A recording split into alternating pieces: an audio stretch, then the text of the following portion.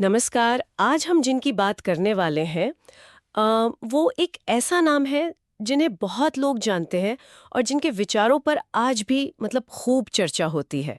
राजीव दीक्षित। जी। हमारे पास जानकारी का जो स्रोत है वो है उनके पिता श्री राधेश्याम दीक्षित जी का 2014 का एक लंबा इंटरव्यू। ये वीरेंद्र सिंह जी ने लिया था। और ये इंटरव्यू ये खास है क्योंकि ये हमें राजीव दीक्षित के जीवन को उनके पिता की नज़रों से देखने का, समझने का मौका देता है। बिल्कुल।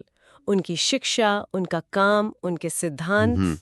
और हाँ, उनकी मृत्यु से जुड़े कुछ सवालों पर भी उनके पिता का नजरिया इसमें सामने आता है। सही कहा।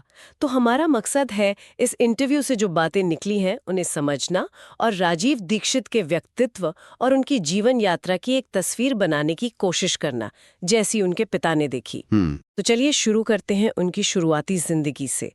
पिताजी बताते हैं कि राजीव दीक्षित का जन्म उनके परिवार की 8वीं पीढ़ी में हुआ था और कुछ शुरू से ही कुछ संकेत ऐसे थे जिनसे लगता था कि ये बच्चा खास है। हाँ, जैसे उन्होंने कुंडली का भी जिक्र किया कि उसमें देश सेवा और काफी ऊंचा मुकाम हासिल करने की बात लिखी थी, ऐसा पिताजी ने बताया। हाँ, हालांकि पिताजी का जोर हमेशा शिक्षा पर रहा। वो चाहते थे कि बेटा पढ़ लिख कर कुछ बने। जी बिल्कुल। और पढ़ाई में वो शुरू से ही तेज थे। 8वीं कक्षा से ही नाटकों में, भाषणों में हिस्सा लेना शुरू कर दिया था। अच्छा। हाई स्कूल तक आते आते तो मंच पर बाकायदा व्याख्यान देने लगे थे। इंटरमीडिएट फिरोजाबाद से ही किया। और उनकी सीखने की क्षमता वो तो कमाल की थी। पिताजी के अनुसार वो कक्षा में सुनकर ही सब कुछ याद कर लेते थे। हाँ, गणित जैसे विषय में 100 में से 100 नंबर लाना ये तो आम बात थी उनके लिए। और हमेशा क्लास में फर्स्ट आते थे। हाँ, पिताजी ने बताया कि सालों बाद भी अगर वो कोई आंकड़ा बताते थे तो उसमें जरा भी फर्क नहीं होता था। है ना कमाल की याददाश्त। इम्तिहान के वक्त भी कहते थे, पिताजी मुझे सब याद है, रटने की जरूरत ही नहीं। सही कहा। ये असाधारण स्मरण शक्ति और सीखने की लगन, ये शायद उनके व्यक्तित्व की पहचान शुरू से ही थी। और ये उनके बाद के कामों की एक तरह से नींव बनी। पिताजी को उन पर बहुत भरोसा था। इंटर के बाद उन्हें इलाहाबाद विश्वविद्यालय भेजा गया। वहां टेस्ट पास करके बीएससी में एडमिशन लिया। 2 साल बीएससी करने के बाद उन्होंने बीटेक पूरा किया। अच्छा। पिताजी इस बात पर जोर देते हैं कि उन्होंने बीटेक पूरा किया था, एमटेक नहीं। कानपुर आईआईटी में एमटेक शुरू तो किया था, पर 1 साल बाद ही शोध कार्य के लिए छोड़ दिया। अच्छा, तो ये बात साफ होनी जरूरी है क्योंकि उनकी शिक्षा को लेकर कई बार अलग अलग बातें सुनने को मिलती हैं। बिल्कुल। और पिताजी ने एक मजेदार बात भी बताई कि इलाहाबाद में जब वो पढ़ रहे थे तो उनके लिए हर महीने 5 किलो घी घर से भेजा जाता था। 5 किलो घी? अरे बाप रे। जाहिर है पिताजी उनके स्वास्थ्य और पढ़ाई का पूरा ध्यान रख रहे थे। हाँ। लेकिन ये एमटेक छोड़ने का फैसला, इसके पीछे क्या सोच रही होगी उनके पिता के अनुसार? पिताजी बताते हैं कि एमटेक छोड़ने के बाद उन्हें एक दिलचस्प शोध परियोजना मिली, 5th फोर्स पर। 5th फोर्स, ये क्या था? ये एक सिद्धांत है कि महाभारत युद्ध की जो ऊर्जा तरंगे थीं वो शायद आज भी वातावरण में मौजूद है, कुछ इस तरह का। और इसी पर वो काम कर रहे थे। अच्छा, ये तो शुद्ध विज्ञान का क्षेत्र था। बिल्कुल। और इसके लिए उन्होंने CSIR दिल्ली में डॉक्टर APJ कलाम के साथ करीब 2.5 साल काम किया। डॉक्टर कलाम के साथ? हाँ, ये वो दौर था जब भारत में सैटेलाइट कार्यक्रम की बस शुरुआत ही हो रही थी। डॉक्टर कलाम के साथ काम करना तो बहुत बड़ा अनुभव रहा होगा। लेकिन फिर यहाँ एक बड़ा मोड़ आया, जैसा पिताजी बताते हैं। हाँ, उनके अनुसार अमेरिका भारत के इस सैटेलाइट कार्यक्रम से खुश नहीं था। तो कथित तौर पर अमेरिकी दबाव में तत्कालीन नरसिम्हा राव सरकार ने 2 शर्तें मान ली। एक तो सैटेलाइट कार्यक्रम बंद करना और दूसरा इसरो के वैज्ञानिकों पर अमेरिकी मोहर लगाना, उनकी निगरानी रखना। और इसी के विरोध में फिर कई वैज्ञानिकों ने इस्तीफा दे दिया। पिताजी के मुताबिक हाँ, उनका कहना है कि डॉक्टर कलाम को हटाया गया और राजीव दीक्षित समेत करीब 350 वैज्ञानिकों ने ये कहते हुए इस्तीफा दे दिया कि वो सिर्फ भारत के लिए काम करेंगे, किसी विदेशी ताकत के लिए नहीं। बाप रे, 350 वैज्ञानिक? हाँ, ये उनके जीवन का एक बहुत बड़ा निर्णायक मोड़ था, जहां उन्होंने साफ तौर पर राष्ट्रहित को अपने करियर से ऊपर रखा। ये तो बहुत बड़ा कदम था। तो विज्ञान की दुनिया छोड़कर फिर उन्होंने क्या किया, कहाँ गए? इसके बाद वो मुंबई चले गए। वहां उन्होंने एंकर नाम की एक बड़ी बिजली कंपनी के लिए सलाहकार इंजीनियर के तौर पे काम शुरू किया। इस कंपनी की उस वक्त भारत में शायद 24 शाखाएं थीं। अच्छा, एंकर स्विचेस वाली कंपनी? हाँ, शायद वही। लेकिन क्या उन्होंने पूरी तरह कॉर्पोरेट जगत अपना लिया था? नहीं, बिल्कुल नहीं। उनकी शर्त ही यही थी कि वो कोई कॉन्ट्रैक्ट साइन नहीं करेंगे और जब चाहेंगे काम छोड़कर जा सकेंगे। अच्छा। हाँ, और वो महीने में सिर्फ 8 दिन कंपनी को देते थे, बाकी 22 दिन वो दक्षिण भारत में अपने आज़ादी बचाओ आंदोलन का प्रचार करते थे। ये आंदोलन उन्होंने इलाहाबाद में छात्र जीवन के दौरान ही शुरू कर दिया था। तो ये नौकरी एक तरह से उनके आंदोलन को फंड करने और शायद संपर्क बनाने का जरिया थी। लगता तो यही है। पिताजी बताते हैं कि जब कंपनी का घाटा पूरा हो गया और उनके आंदोलन का भी काफी प्रचार हो गया तो उन्होंने नौकरी छोड़ दी। मतलब साफ था कि उनका मकसद पैसा कमाना नहीं बल्कि अपने विचारों को फैलाना था। इस घटना से उनके इरादों की दृढ़ता तो साफ झलकती है।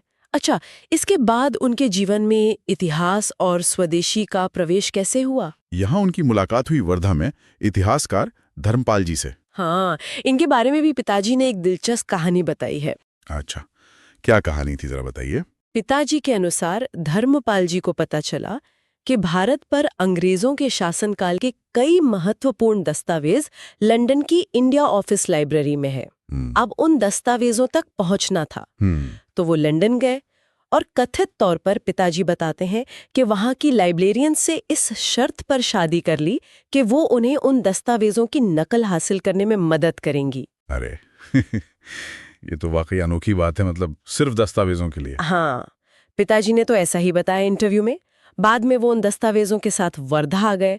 राजीव दीक्षित ने इन्हीं दस्तावेजों का गहराई से अध्ययन किया। अच्छा। चूंकि वो मूल रूप से विज्ञान के छात्र थे, तो भारत के इस वैकल्पिक इतिहास का ज्ञान उन्हें मुख्यतः धर्मपाल जी के शोध से ही मिला और फिर इसी ज्ञान को उन्होंने अपने व्याख्यानों के जरिए देश भर में फैलाया। तो धर्मपाल जी का प्रभाव उनके विचारों को एक नई दिशा देने में बहुत अहम रहा। मतलब विज्ञान से इतिहास और स्वदेशी की ओर एक बड़ा वैचारिक परिवर्तन हुआ। बिल्कुल। और एक और व्यक्ति का उन पर गहरा प्रभाव पड़ा, इलाहाबाद के होम्योपैथिक डॉक्टर श्रीवास्तव जी। हाँ, इनके बारे में पिताजी ने क्या बताया? ये राजीव गांधी के पारिवारिक डॉक्टर भी थे, है ना? हाँ, वही। डॉक्टर श्रीवास्तव की 3 बेटियां थीं और उन्हें चिंता थी कि उनके बाद उनकी होम्योपैथी की विधा को कौन आगे बढ़ाएगा। उन्होंने राजीव दीक्षित की प्रतिभा को पहचाना और उन्हें अपना सारा साहित्य, अपनी सारी किताबें पढ़ने और सीखने को कहा। तो क्या राजीव दीक्षित ने औपचारिक रूप से होम्योपैथी की पढ़ाई की, कोई डिग्री की? नहीं, पिताजी के अनुसार उन्होंने कोई डिग्री नहीं ली। बस डॉक्टर श्रीवास्तव के दिए साहित्य का अध्ययन करके ही उन्होंने होम्योपैथी सीखी और धीरे धीरे एक बहुत कुशल चिकित्सक बन गए। बिना डिग्री के? ये उनकी सीखने की क्षमता का एक और उदाहरण है। बिल्कुल, ये बातें उनके व्यक्तित्व की एक और परत खोलती हैं। विज्ञान, इतिहास और फिर चिकित्सा, खासकर पारंपरिक चिकित्सा। अच्छा, अब जरा उनके निजी जीवन और सिद्धांतों पर आते हैं। उनकी ईमानदारी का एक किस्सा काफी मशहूर है। हाँ, वो बस वाला किस्सा। हाँ, वही। पिताजी बताते हैं कि एक बार राजीव आगरा से एटा बस में आ रहे थे। उनके पास कई छोटे छोटे थैले रहते थे, किसी में कागजात, किसी में कपड़े, किसी में खाने का सामान। तो इन थैलों को रखने के लिए उन्होंने बाकायदा 3 सीटों का टिकट खरीद लिया। 3 सीटों का टिकट सामान के लिए? मतलब आजकल कौन ऐसा करता है? सोच भी नहीं सकते। सही कहा। और मजे की बात ये कि उसी बस में एक लड़की को सीट नहीं मिली। उसने राजीव जी से सामान हटाने को कहा तो उन्होंने बड़े विनम्रता से बताया कि जी, सामान का भी टिकट लिया हुआ है। अच्छा, और फिर क्या हुआ? वो लड़की? संयोग देखिए, उसी लड़की से राजीव जी की शादी की बात चल रही थी। क्या बात कर रही हैं? हाँ, जब वो लड़की घर पहुंची और बाद में जब राजीव जी से मिलने की बात आई तो उसने ये कह के मना कर दिया कि भाई ऐसे ईमानदार लड़के से शादी करके गुजारा कैसे होगा जो सामान का भी टिकट लेता है। ये तो गजब हो गया। मतलब ईमानदारी की वजह से शादी टूट गई। ये किस्सा उनके सिद्धांतों के प्रति उनकी जो कट्टरता थी उसे दिखाता है। बिल्कुल। और ये सिद्धांत शायद उनकी माँ की देन थे।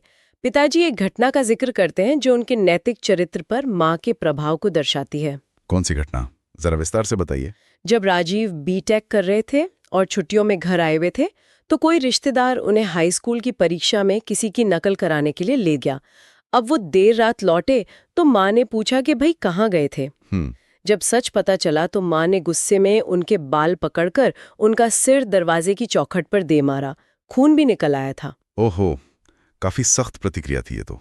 हाँ, और माँ ने कहा जब हमने तुम्हें कोई गलत काम करने को नहीं कहा तो तुम दूसरों का ऐसे काम क्यों करा रहे हो। हाँ। पिताजी मानते हैं कि इस घटना का राजीव पर बहुत गहरा असर पड़ा। वो ये भी कहते हैं कि राजीव की परवरिश में माँ का योगदान सबसे ज्यादा था, क्योंकि पिताजी तो अपनी नौकरी की वजह से ज्यादातर बाहर रहते थे। माँ ने ही उनमें वो ईमानदारी और सही रास्ते पर चलने के संस्कार डाले थे। ये बात साफ करती है कि पारिवारिक मूल्य, खासकर माँ की शिक्षाएं, उनके जीवन का आधार थी और इसी मजबूत नैतिक आधार ने शायद उन्हें देश सेवा के लिए इतना प्रेरित किया होगा। हाँ, शादी ना करने का उनका फैसला भी इसी से जुड़ा लगता है। बिल्कुल। परिवार वाले तो चाहते थे कि वो शादी कर ले, लेकिन वो हमेशा टालते रहे। आखिरकार जब ज्यादा दबाव पड़ा तो उन्होंने पिताजी से साफ कह दिया कि भाई मैं शादी नहीं करूंगा, मुझे देश की सेवा करनी है। उन्हें लगता था कि गृहस्थी उनके मिशन में रुकावट बन सकती है। और शादी के प्रस्ताव तो जाहिर है खूब आए होंगे। पिताजी बताते हैं कि हाँ, कई प्रस्ताव आए। राजस्थान के झुंझुनू की एक लड़की ने तो संकल्प ही ले लिया था कि शादी करेगी तो राजीव दीक्षित से ही, वरना कभी नहीं करेगी। अरे बाप रे, संकल्प ही ले लिया था। हाँ, एक और किस्सा है। एक महिला जज थीं जो उनके व्याख्यान से बहुत प्रभावित हुईं। उन्होंने एकांत में मिलकर राजीव जी से शादी का प्रस्ताव रखा। अच्छा। राजीव जी ने बड़ी शालीनता से मना करते हुए कहा कि मुझे लगा था कि आप देश की समस्याओं पर बात करना चाहेंगी, निजी मामलों पर नहीं। कमाल है। ये बातें उनके अपने लक्ष्य के प्रति उनकी एकाग्रता को दर्शाती हैं। वो अपने रास्ते से हटने को बिल्कुल तैयार नहीं थे। बिल्कुल, वो कहते भी थे परिवार से प्रेम है, लगाव नहीं है। उनका जीवन भी बहुत सादा था। हाँ, पहनावा भी बदल गया था। हाँ, पहले सूट बूट पहनते थे, लेकिन बाद में सब छोड़कर खादी अपना ली। बेहद व्यवस्थित रहते थे। पुरानी पत्रिकाएं जैसे धर्मयुग वगैरह सहेज कर रखते थे। अखबारों की कटिंग करके फाइल बनाते थे। अच्छा। हर चिट्ठी का जवाब हाथ से लिखते थे। देर रात तक जागकर अपना काम पूरा करते थे, तभी सोते थे। रिश्तेदारों से मिलना जुलना भी कम कर दिया था शायद उन्होंने। हाँ, पिताजी ने बताया कि शादियों ब्याहों में जाना बिल्कुल बंद कर दिया था, जिससे कई रिश्तेदार नाराज भी रहते थे, लेकिन वो अपने काम में इतने रमे हुए थे कि इन बातों पर ज्यादा ध्यान नहीं देते थे।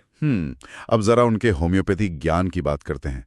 पिताजी ने कुछ ऐसे उदाहरण दिए जिनसे पता चलता है कि बिना डिग्री के भी वो कितने कुशल चिकित्सक बन गए थे। हाँ, और ये उदाहरण पिताजी के लिए भी मतलब चौंकाने वाले थे।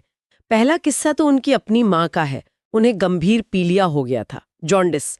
एलोपैथी इलाज चल रहा था, पर हालत बिगड़ती जा रही थी। अच्छा। आगरा ले जाने की तैयारी हो रही थी, तभी एक स्थानीय होम्योपैथ ने दवा दी। 3 दिन दवा चली, कुछ फायदा भी हुआ, लेकिन अगली बार पिताजी के अनुसार डॉक्टर ने अनजाने में दवा की पोटेंसी मतलब ताकत गलत दे दी। 30 की जगह 100 या 200 दे दी। ओहो। होम्योपैथी में पोटेंसी बहुत मायने रखती है। गलत पोटेंसी से माँ की तकलीफ और बढ़ गई। हाँ, ये तो गड़बड़ हो गई फिर। हाँ, तब राजीव जी को बुलाया गया। वो मेरठ से डॉक्टर श्रीवास्तव की बताई हुई कोई दवा, पिताजी ने नाम टीना जैसा कुछ बताया, लेकर आए। उसकी सिर्फ 1 बूंद जीभ पर डाली। सिर्फ 1 बूंद? हाँ, और पिताजी बताते हैं कि माँ को तुरंत आराम मिला, पेट साफ हुआ और वो धीरे धीरे ठीक होने लगी। 1 बूंद से इतना असर? ये तो कमाल है। होम्योपैथी में ऐसा होता है? दूसरा उदाहरण एटा शहर का है। वहाँ एक वकील साहब थे। उनकी बहन को पिछले 10 सालों से मिर्गी जैसे दौरे पड़ते थे। 10 साल से? हाँ, बहुत इलाज कराया पर कोई फायदा नहीं हुआ। जब राजीव जी एटा आए तो वकील साहब अपनी बहन को लेकर उनके पास गए। राजीव जी ने क्या कहा? उन्होंने पूरी मेडिकल हिस्ट्री पूछी, पुरानी चोट वगैरह के बारे में जानकारी ली। हाँ। और फिर कहा कि 3 दिन में दौरे बंद हो जाएंगे। 3 दिन में? 10 साल की बीमारी, पिताजी को यकीन हुआ होगा? बिल्कुल नहीं, पिताजी को यकीन नहीं हुआ। उन्हें लगा 10 साल से जो बीमारी ठीक नहीं हुई वो 3 दिन में कैसे ठीक हो सकती है। स्वाभाविक है, संदेह तो होता ही। ये उनके निदान और उपचार की क्षमता का एक और प्रमाण था। अद्भुत। और एक तीसरा किस्सा भी था शायद जलगांव का। हाँ, जलगांव महाराष्ट्र में। वहाँ एक व्यक्ति थे जिनके पहले 2 बच्चे ऑपरेशन से हुए थे, मतलब सिजेरियन। जी। जब तीसरी बार गर्भ ठहरा तो डॉक्टरों ने गर्भपात की सलाह दी, क्योंकि तीसरा ऑपरेशन माँ के लिए खतरनाक हो सकता था। हाँ, ये तो बहुत मुश्किल स्थिति थी। वो व्यक्ति किसी तरह राजीव जी के संपर्क में आया। राजीव जी ने उन्हें हिम्मत बंधाई और कहा कि आप घर पे रहें और डिलीवरी से 1 महीना पहले मुझसे मिलें। अच्छा। 8 महीने बाद जब उन्होंने संपर्क किया तो राजीव जी ने कुछ होम्योपैथिक दवा दी और नतीजा ये हुआ कि डिलीवरी घर पर ही सामान्य रूप से मतलब नॉर्मल हो गई। ऑपरेशन की जरूरत ही नहीं पड़ी। ये तो वाकई चकित करने वाले उदाहरण है। पिताजी के अनुसार उन्होंने ऐसे हजारों मरीजों का इलाज किया होगा। जी हाँ, पिताजी कहते हैं कि ऐसे हजारों मरीज थे जो एम्स जैसे बड़े अस्पतालों से भी निराश होकर लौट आए थे, खासकर कैंसर जैसी गंभीर बीमारियों के मरीज।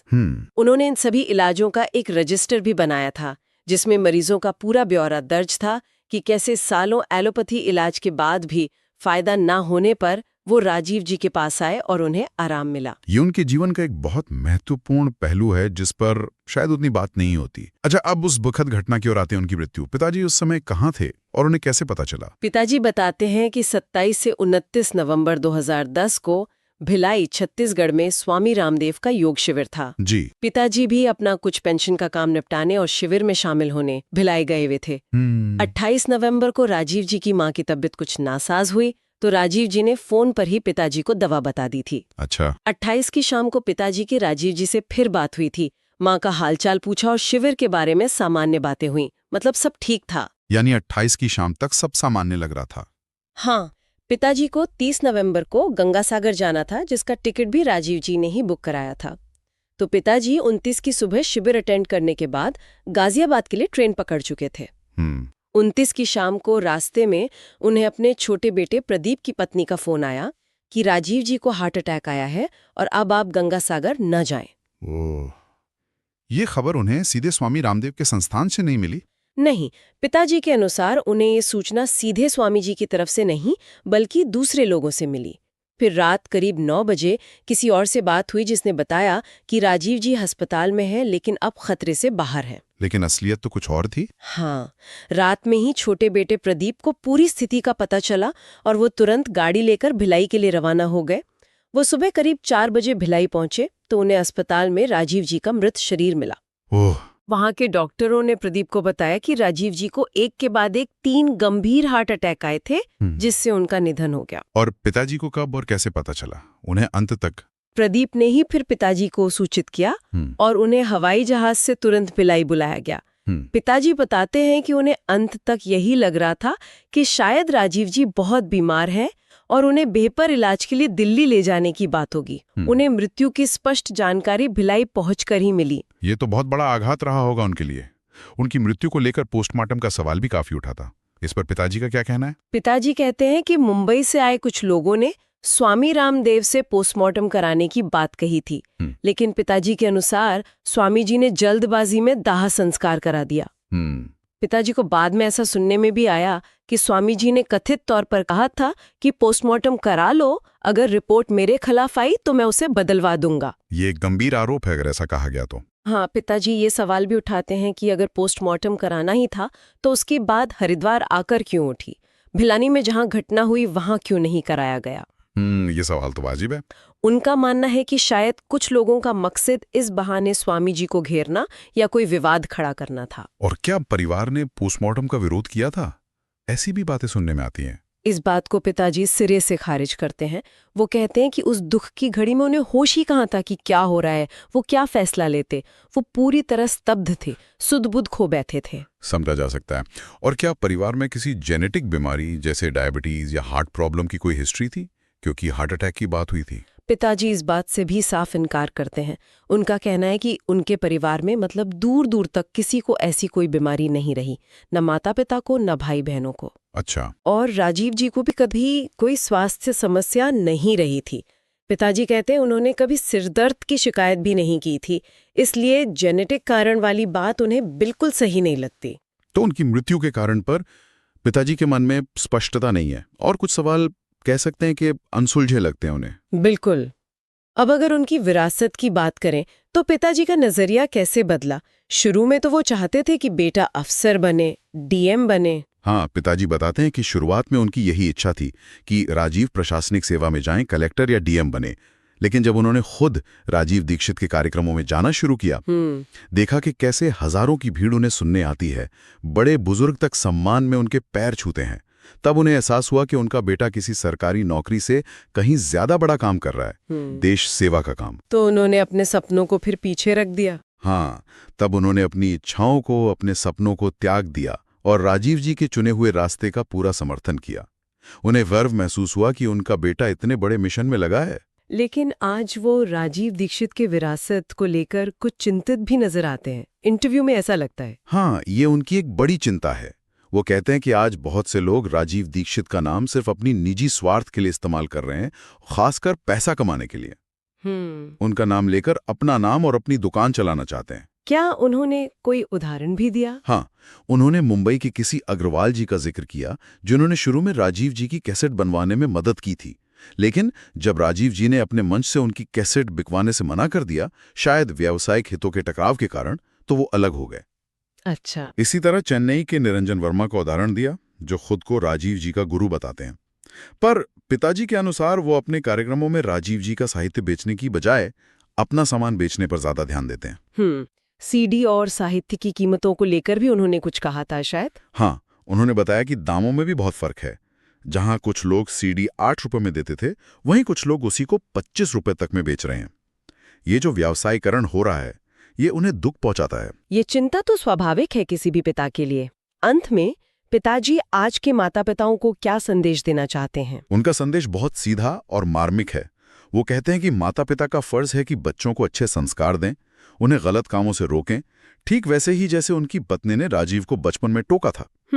और सबसे जरूरी बात, अगर बच्चे सही रास्ते पर चलकर देश या समाज के लिए कुछ अच्छा करना चाहते हैं, तो उन्हें रोके नहीं, बल्कि उनका हौसला बढ़ाएं, उनका साथ दें। वो खुद भी राजीव जी से प्रेरित हुए, आपने बताया था। हाँ, वो बताते हैं कि राजीव जी के रास्ते पे चलने के बाद उन्होंने खुद भी खादी पहनना शुरू कर दिया। वो मानते हैं कि राजीव दीक्षित जैसा त्याग करना हर किसी के बस की बात नहीं है। सही बात है। उन्होंने अपने सारे शौक, रिश्तेदारियां, घर परिवार, सब कुछ अपने मिशन के लिए छोड़ दिया था। इसीलिए हर कोई राजीव दीक्षित नहीं बन सकता। और इस सब में वो माँ के योगदान को सबसे अहम मानते हैं, है ना? बिल्कुल। उनका साफ मानना है कि राजीव की माँ का उनकी परवरिश और उनके चरित्र निर्माण में सबसे बड़ा हाथ था। क्योंकि पिताजी तो अपनी नौकरी के सिलसिले में ज्यादातर बाहर ही रहते थे। माँ ने ही उन्हें वो दृढ़ता और वो नैतिक बल दिया। तो ये थी राजीव दीक्षित के जीवन की कहानी, उनके पिता श्री राधेश्याम दीक्षित की स्मृतियों के आईने में। एक ऐसी यात्रा जिसमें विज्ञान, इतिहास, स्वदेशी, परंपरागत चिकित्सा, सामाजिक सक्रियता और गहरे नैतिक मूल्य। वाकई उनके पिता की बातें कई परतें खोलती हैं। एक असाधारण प्रतिभा, देश सेवा का वो अटूट संकल्प, निजी सुखों का त्याग, पारिवारिक मूल्यों का गहरा असर, और अंत में उनकी असमय मृत्यु से जुड़े कुछ अनसुलझे सवाल और उनकी विरासत के इस्तेमाल पर चिंताएं भी। ये सब हमें सोचने पर मजबूर करता है कि किसी व्यक्ति की असली विरासत क्या होती है। क्या वो सिर्फ उनके विचार होते हैं या उनके जीने का तरीका भी? और आज के समय में उनके विचारों को किस तरह समझा जाना चाहिए, कैसे आगे बढ़ाया जाना चाहिए, बिना किसी स्वार्थ के? ये कुछ ऐसे सवाल हैं जिन पर शायद हमारे श्रोता आगे सोचना चाहें।